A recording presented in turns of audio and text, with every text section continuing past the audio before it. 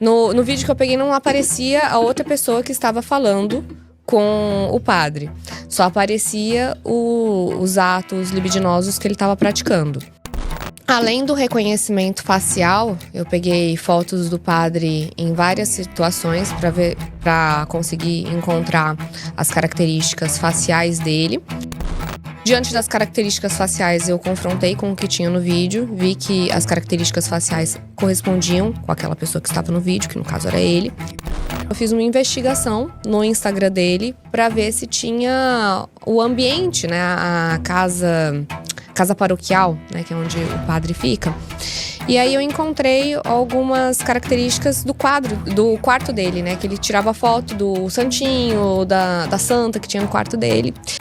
Móveis e santos que eram justamente os mesmos que figuravam no Instagram desse padre. Ou seja, eu consegui ter uma certeza absoluta nesse caso, porque eu não tenho medo de nada. Eu quero que vejam o laudo. Sim. Quem viu o laudo sabe muito bem do que eu tô falando.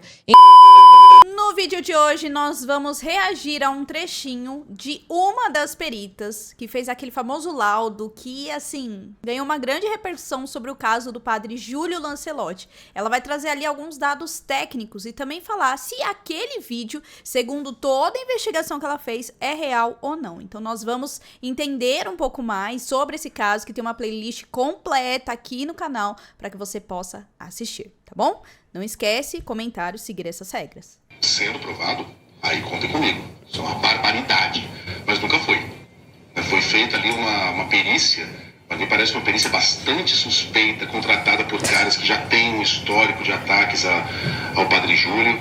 Eu não consigo entender. Os caras do MBL, né? Toda hora vão lá.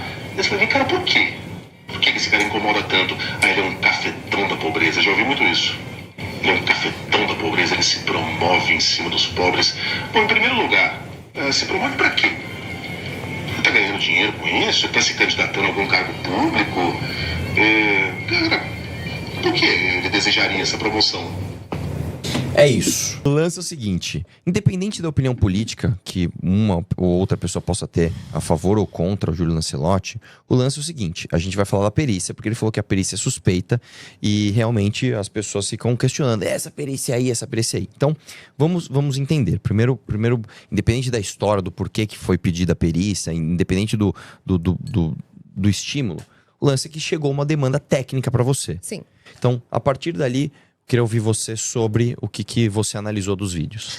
Bom, gente, só pra você que não sabe, né, houveram 3 perícias na época. Uma bem antiga, que foi contratada à época, né, pelo Arthur, que tá aí, que faz parte do MBL, que ele até havia afirmado que ele recebeu esse vídeo e ele receberam num grupo, ele bloqueou a pessoa chamou eles, e aí eles foram analisar se realmente era aquilo de fato. Depois passou-se um tempo, e aí, novamente, esse vídeo foi analisado por essa moça, que é a Jaqueline Tirotti. E também, por conta do laudo dela, veio o pessoal da revista Fórum com outro perito que falou que aquele vídeo não era o Padre Júlio Lancelotti. Então, esse laudo acabou colocando dúvidas sobre os outros laudos. E um ponto, tudo aquilo que vira política, ou que está envolvido com política, torna-se aquela guerra de narrativa. Então, tem gente que acredita que tem gente que acredita que não é. Então, o que o Arthur falou aqui é uma realidade. Vamos ver a questão técnica.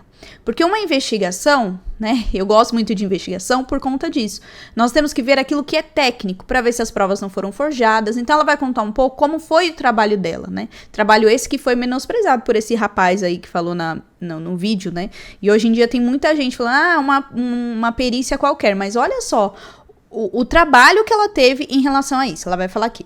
quando chegou a demanda, eu analisei eram vários vídeos, né? Então tinha vários vídeos, tinha vídeo com a headline, né? Que tinha ali escrito alguma coisa. Eu falei, eu quero vídeo cru, eu quero vídeo sem nada, sem nenhuma alteração, pra eu saber se realmente houve alguma alteração, houve o uso de deepfake, houve alguma montagem nesse vídeo. E o vídeo que eu peguei era o vídeo sem nada, sem nenhum escrito, sem nenhuma alteração. E primeiro eu comecei pegando frame por frame, ou seja, quadro por quadro, para ver se tinha alguma troca se tinha alguma montagem nesse vídeo. Não tinha nenhuma montagem. No vídeo que eu peguei não aparecia a outra pessoa que estava falando com o padre. Só aparecia os atos libidinosos que ele estava praticando. E além do reconhecimento facial, eu peguei fotos do padre em várias situações para conseguir encontrar as características faciais dele. Diante das características faciais, eu confrontei com o que tinha no vídeo, vi que as características faciais correspondiam com aquela pessoa que estava no vídeo, que no caso era ele. Só que só as características faciais ainda podia haver aquela dúvida. Mas e o deepfake? E se for uma pessoa muito parecida? E se for o irmão gêmeo do padre? Aí eu fui um pouquinho além. Então eu fiz uma investigação no Instagram dele para ver se tinha o ambiente, né, a casa paroquial, né, que é onde o padre fica. E aí eu encontrei algumas características do quarto dele, né, que ele tirava foto do santinho, da santa que tinha no quarto dele. E em um desses conjuntos desses frames, é porque é muito rápido, né? O vídeo ele é muito dinâmico. E aí eu comecei a ver o ambiente, ou seja, fora do foco, né, que era o ato libidinoso, o ambiente atrás dele. E eu verifiquei o ambiente, móveis e santos que eram justamente os mesmos que figuravam no Instagram desse padre. Ou seja, eu consegui ter uma certeza absoluta nesse caso, porque não eram só as características faciais, era a mobília, o local. Então eu mostrei isso no laudo, o laudo tá super amarradinho, tá tudo certo. É só um ponto aqui, inclusive, o laudo dela, tirando as pessoas que não acreditaram, foi muito elogiado também por conta disso. Porque normalmente, vamos só trazer alguns termos aqui que ela falou que talvez você não entenda. O deepfake naquela época, ele tava muito em desenvolvimento. Mais pra frente até ela fala, em questão até do grande exemplo dos Vingadores, que ficou muito feio na época, porque tava em desenvolvimento. Então, pegar o contexto de agora em relação à inteligência artificial com aquela época não bate, porque não era a mesma tecnologia. Quando ela fala dos frames, os frames são os quadros, então é como se fosse uma foto tirada várias vezes fazendo os movimentos. Então é isso que é o vídeo, né? Como se fosse várias fotos ali fazendo todo o movimento, tá? Então só assim, explicando de uma forma mais simples para que a gente possa entender. E elogiaram muito, porque normalmente quando trazem esses laudos, eles trazem mais a parte do rosto, se tem cicatriz ou não, formato, tamanho. E ela trouxe essa questão, como ela falou, mas também a questão da mobília. E isso meio que ficou feio para, né, o padre em questão. Então existiam detalhes ali que supostamente, né, pertenciam à casa paroquial, né? Porque como não tem a condenação, o juiz não decretou nada, não tem como a gente afirmar que é. O que ela afirma aí é de acordo com aquilo que ela investigou segundo o laudo, mas não tem condenação. É sempre muito bom falar isso. Então é supostamente, tá? Inclusive, no meu Instagram tem tudo. Eu deixo o laudo lá, eu deixo tudo disponível, porque eu não tenho medo de nada. Eu quero que vejam o laudo. Sim. Quem viu o laudo sabe muito bem do que eu tô falando. Inclusive, tem amigas minhas que não são de direita, são de esquerda, que viram o caso e falaram: não, eu concordo com você tá certa. Sim. Seu laudo tá correto. Inclusive, uma perita do Rio de Janeiro, que é de esquerda, ela falou: não, você tá certa. Não tenho o que falar. Você trouxe algumas imagens, que essas imagens estão no laudo, é isso? Sim, estão no laudo. Tá. A gente não vai mostrar nada pesado aqui, pessoal. Assim, só uma coisa, o laudo que você fez tem as imagens pesadas também ou não? Tem. Porque eu preciso analisar o vídeo inteiro. Tá, então, de qualquer forma é o seguinte, então, a gente não vai mostrar, claro, aqui, né, as partes pesadas. Você separou algumas imagens, Separei. É isso? Então, eu separei da santa, separei do santinho, sabe? Porque tem uma mesa que é um altarzinho. Depois apareceu um suposto perito da revista Fórum, nós vamos falar sobre isso, né? Dizendo que na verdade a gente forjou isso, que a gente criou um cenário, a gente contratou um sósia do senhor Júlio Lancelotti. A gente não, eu e ela, nós MBL, e depois a gente contratou perícias, no caso dela, que nem fui eu que contratei, eu conheci ela hoje, tá? Conheci ela agora, faz 10 minutos que eu conheci. Eu teria contratado ela para então atestar uma fraude nossa. Que aí eu vou mostrar para você o seguinte, né? Independente, como eu tô falando, independente da sua opinião, né? Sim. Não dá para você falar que é uma perícia fajuta ou que tem algum tipo de direcionamento, né? Só lembrando, tá? A perícia que eu contratei não foi dela. Eu nem conheci ela. A perícia que eu contratei foi em 2020, de um perito chamado Onias. um perito bastante conhecido, inclusive, e ele fez uma perícia. E eu fiz a denúncia e não mexi mais nisso. Depois, tá? O Rubinho Nunes, vamos falar o nome, vai. O Rubinho Nunes, acho que foi em 2020, sei lá quando, ele contratou uma perícia para esses vídeos. E aí chegou, acho que, eu não sei se foi em você ou no seu pai. Foi em mim. Foi nela, e ela fez a perícia, eu nem sabia. E depois, quando esse caso se tornou público, aí eu fiquei sabendo disso, né? E é a primeira vez que eu estou falando com ela. Então, vamos lá. Gente, essas imagens aqui é do laudo, tá? Que foi super disponibilizado na internet. Então, eu cheguei a ver o laudo, ele é bem detalhado mesmo. Tem coisas bem pesadas, né? Até por conta do conteúdo do vídeo. Mas foi interessante ver o trabalho que essa moça teve para poder fazer essa investigação, né? Então, essas partes são alguns frames, né? Então, no frame, você consegue ver o que está acontecendo no vídeo, só que também, às vezes, a câmera passa e deixa aparecer a parte da mobília. E aí, nessa parte, foi onde eu consegui ter essa certeza, porque não só é uma parte... Porque vamos supor que houvesse uma fraude, que houvesse toda essa montagem miraculosa que estavam pensando que existia. Vamos supor, poderiam contratar uma pessoa muito parecida, já seria muito difícil, mas a mobília também, tudo, deepfake. Então, e outra coisa, depois a gente vai falar da ação, mas o próprio perito da Fórum, no podcast que a gente foi, do Vilela, ele fala que não tem como excluir se foi o padre, se não foi o padre. Ele mesmo não dá certeza. Sim. E os dois peritos, tanto eu, meu pai, o Onias, todo mundo com certeza. Só que muitas vezes utilizam ali quem dá embasamento para embasar matérias fraudulentas, Sim. né? Aí nesse caso, o que você viu foi essa santa no fundo de onde ele estava, tem certo? Tem esse santinho, que é o Menino Jesus de Praga, e tem a outra também. Tem a outra imagem, que é aquela santa ali de madeira. Tá. Então eu comecei a pegar partes da mobília. Não só isso, tem também a outra mobília. Ó, essa santa, que é uma santa de madeira. Tinha uma outra santa também, então eu comecei a comparar. Tinham duas santas muito parecidas. A parte de cima, com a moldura vermelha, é o vídeo questionado, né? O vídeo que foi examinado. E a parte da moldura verde, geralmente nos meus laudos eu sempre coloco vermelho onde tem a dúvida e verde é onde a gente tem a certeza. Então, verde foi a foto que eu tirei do Instagram dele, em que tem a santa, que é... Só que a gente tá vendo a santa primeiro de cima, aliás, primeiro de baixo, né? Que é a gravação tá sendo feita na parte de baixo. E a outra imagem com a santa para a parte de cima. Então, a gente pode ter uma diferença de angulação, o que dá uma diferença também. E outra coisa, ali em cima, a gente tem uma imagem que foi muito ampliada. Isso aparece num frame, então aquela parte ali é o braço do padre. Sim. Aquela parte que tá ali em cima. Então, eu tinha só um frame pequenininho que aparece essa santa. Você acha que se alguém fosse fazer uma fraude, ia pensar numa mobília, ainda ia passar durante milésimos de segundo... E aí ia aparecer uma santa? Sim. Tem mais uma imagem, é isso ou não? Tem essas duas, tem mais no laudo. Tá. Não, mas vamos nos limitar, né, a essas coisas, né? Eu lembro que... Eu não lembro qual foi o laudo que eu li, se foi o seu Donias, mas que tem as características faciais, né? E aí tem um frame do rosto dele e a comparação com outras aparições públicas dele em veículos oficiais de imprensa, etc. E aí tem aquele negócio que é vocês que manjam disso, né? A distância da bolinha de um olho para outro, da bolinha do nariz, a proporção com a boca, sobrancelha, não sei o que lá, atestando que era ele. Né? Sim, as proporções faciais. Exatamente. E aí, a partir disso, você fez o laudo, entregou o laudo, e isso tomou uma consequência midiática. A partir da consequência midiática, veio a questão da revista Fórum, né? Sim. Explica pra gente o que aconteceu exatamente.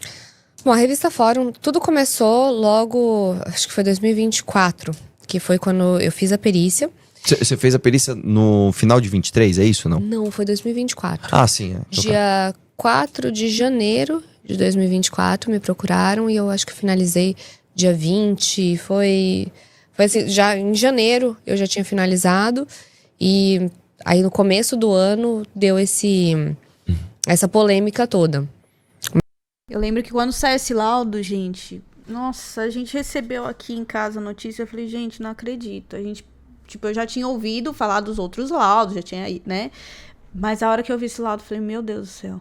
A única coisa que eu pensava, como que a arquidiocese vai receber essa notícia agora? Porque realmente o laudo era estarrecedor, assim, né?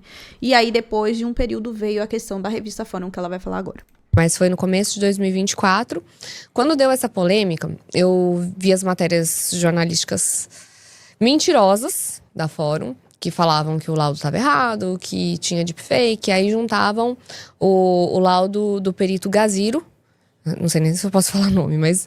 Pode, é o Mauro Gaziro. Ele é o perito da Fórum. Ele apareceu publicamente como perito da Fórum. Ele apareceu publicamente. E, inclusive, foi no podcast e tal. Então, tinha um laudo dele que eu não concordava. Inclusive, ele falou, olha só, tem aqui uma deepfake. Olha só. E a deepfake que ele fez estava totalmente diferente. Eu falei, caramba, você colocou uma deepfake pra mostrar que era totalmente diferente do que ficaria, né? Então... E só uma coisa, tá? Eu lembro que... esses vídeos chegaram até mim em 2020, referindo-se a uma ocasião de 2019. Esses vídeos são de fevereiro de 2019. Sim. É que eles chegaram pra mim em 2020. Nessa época nem existia o deepfake. Não existia. Né? Então, assim, quando os vídeos foram feitos, não existiam. Quando ele chegou a mim, não existiam. Só depois, quando você fez a segunda perícia. Mas peraí, a perícia é 2024, mas o vídeo não é. É o mesmo vídeo de 2020 que eu recebi. Então, nem existia o deepfake, né? Na tela acho que aparece 2019. Eu sei que o vídeo é anterior a 2020. Nessa época nem tinha deepfake tão avançada a ponto de fazer. Eu lembro que a conclusão disso é porque em algum momento mostra o dia do evento. Do evento e o dia da semana que era. E aí, pelo dia da semana e o dia do evento, você vê no calendário, ele caía em fevereiro de 2019. Era um negócio assim. Né? Porque ele não tinha lá, tá lá de 2019, mas ele tinha o dia da semana que caía em 2019. Isso em 2020. Né? Então, em 2024 foi feita a perícia do vídeo de 2020, né? Sim. Então, esse vídeo ele já era anterior. Naquela época não tinha tecnologia pra isso.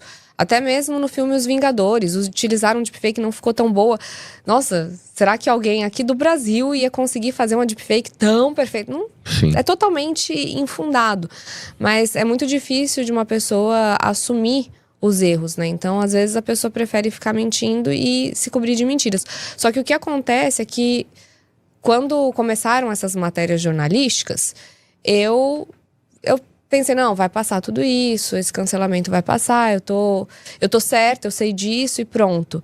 Só que quando teve a notícia da minha pré-candidatura, eles voltaram a me bater. Só que quando você não dá um limite logo no começo, a pessoa já vem com um trator, já vem pra cima de você com força. E aí eles fizeram uma matéria jornalística falando que eu tinha feito uma falsa perícia. Falsa perícia, no Código Penal, é crime. 342 do Código Penal.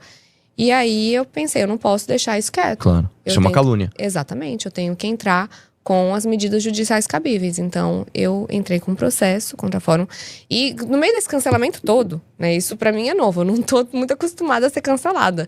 E no meio desse cancelamento, eu falei, não, eu vou ter que fazer essa ação. Mesmo doente, eu fui lá, fiz a ação, entrei semana passada contra eles. A gente tem uma audiência agora pra dia 5 de maio. Ah, entendi. No meu caso, tá? Então, só pra gente entender aí. Essa história toda vem desde 2020.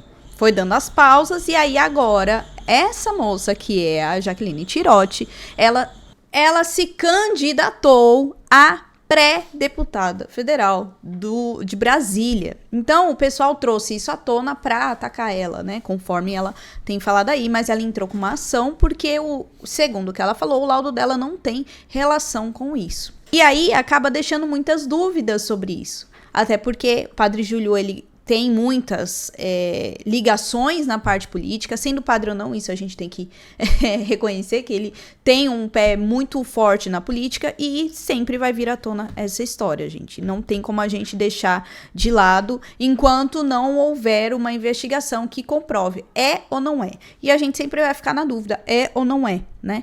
E aí agora ela foi aí atacada pela revista Fórum, segundo o que ela falou, e houve a ação aí do qual ela está processando a revista. Por isso que este assunto está voltando novamente, né? A gente processou a Fórum também, né? E é uma prática comum da Fórum apontar falsos crimes de pessoas que são seus opositores, né? Eles já fizeram isso comigo, nesse caso, Júlio Lancelotti, a mesma coisa. O próprio perito foi no Vilela falar que eu tinha forjado o laudo, e depois, como isso ficou muito risível, né? Porque assim, tá, então eu contratei um estúdio, contratei um sósia, depois ele mesmo foi no mesmo podcast do Vilela, falar que não dá pra gente concluir, e depois tem uma fala dele, eu uso isso no processo, onde ele assume, não é ele. Tem uma fala que ele fala, é ele Às coloca. 2 horas e 6 minutos. Nossa. Eu coloquei no meu processo. E aí ele falou. Então, enfim, é que aqui no Brasil essas coisas demoram, mas o processo vai rolar, então espero que o resultado seja positivo. E uma coisa que eu sempre falo é o seguinte: se a gente cometeu um crime tão grave contra uma figura tão ilibada, por que ele não nos processa? A esquerda processa qualquer coisa. Se você falar, eu acho que a Erika Hilton não deve ser presidente, não sei o que lá. Transfobia. Como é que a gente então teria forjado uma coisa tão grave, né? E simplesmente a gente não teria nenhuma consequência jurídica disso?